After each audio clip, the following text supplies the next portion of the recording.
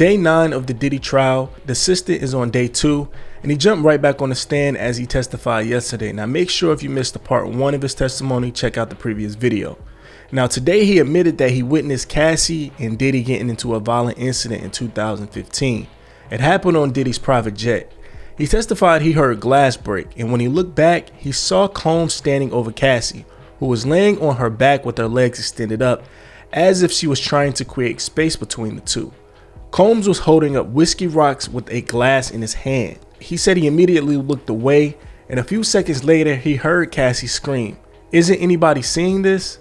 He said Diddy later went to a different area of the plane and told Cassie to stay in the back.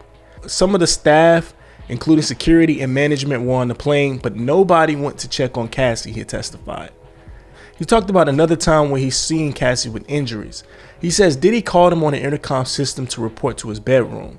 He asked the assistant to order over-the-counter products like witch hazel. To get to Diddy, he had to walk past Cassie, in which he saw bruises on her face. She was crying with her head in her hands. He says he didn't stop to talk to her or even check on her. The assistant eventually left the company at the end of 2015. He told the court, "The central reason that I left my job was because of Mr. Combs."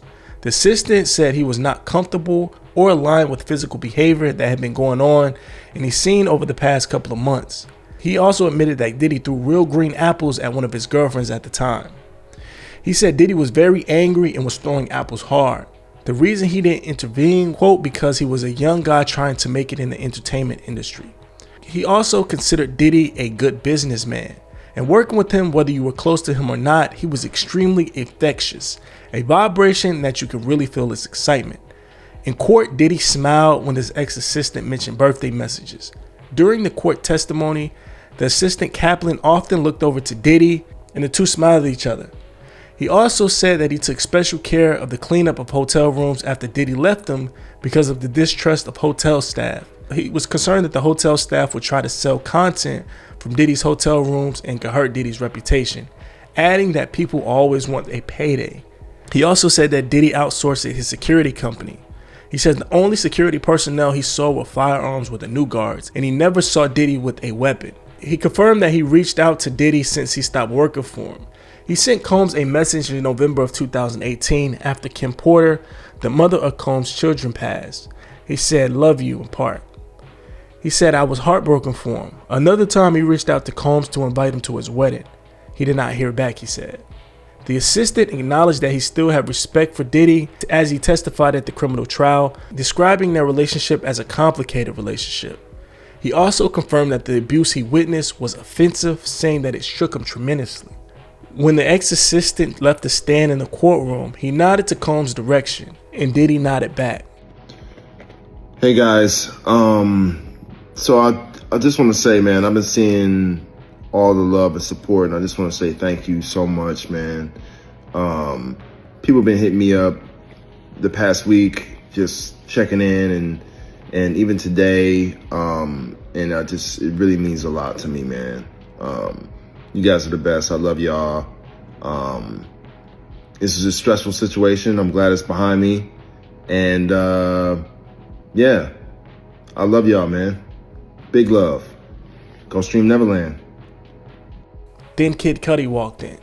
Kid Cudi walked down the center of the aisle to the witness stand. Sean Diddy Combs was facing forward, and the two didn't make any eye contact as he walked in. He said that him and Cassie were friends and dated briefly. He said that they met around 2008 and dated around 2011. When Kid Cudi and Cassie first started dating, he said that he understood that she and Sean Combs had problems, but they weren't dating anymore. Cudi said in December of 2011, he received a phone call from Cassie around 6 a.m. and she told him that Combs had found out they were dating. Kid Cudi said he was confused at the time. Now he said he was confused because he didn't know that she was still dating Combs at the time. He asked me to pick her up, Kid Cudi said in court. She sounded very stressed on the phone, nervous, scared, so he went to pick her up. After he picked Cassie up in December of 2011, they went to a nearby hotel and spoke on the phone with Capricorn Clark. Capricorn is one of Sean Diddy Combs' employees. Clark told the two that Combs and another associate were inside Kid Cudi's house and that she was in the car outside waiting for him. She was forced to go along with them over there, he added. On the way back from his house from the hotel, Kid Cudi said he called Combs. When Kid Cudi asked Combs if he was in his house, Combs simply said, "I just want to talk to you." "I'm on my way, I'll be right down," Kid Cudi said. Diddy said, "I'm over here waiting for you." The outside house seemed pretty normal upon his return, but he later realized the security cameras had been moved. Inside the house, some gifts that he bought from his family were open on the kitchen counter. He said that his dog was locked in the bathroom, and he had not shut the dog in there before he left. Kid Cudi said he decided to call the police. He recalled thinking at the time, "I don't know who is with him, I don't know what his intentions are." Kid Cudi said he filed a police report the day about the apparent break-in. Cudi testified that he spent the holidays with Cassie at her family's home in Connecticut. Sean Diddy Combs texted him a couple of times while they were there.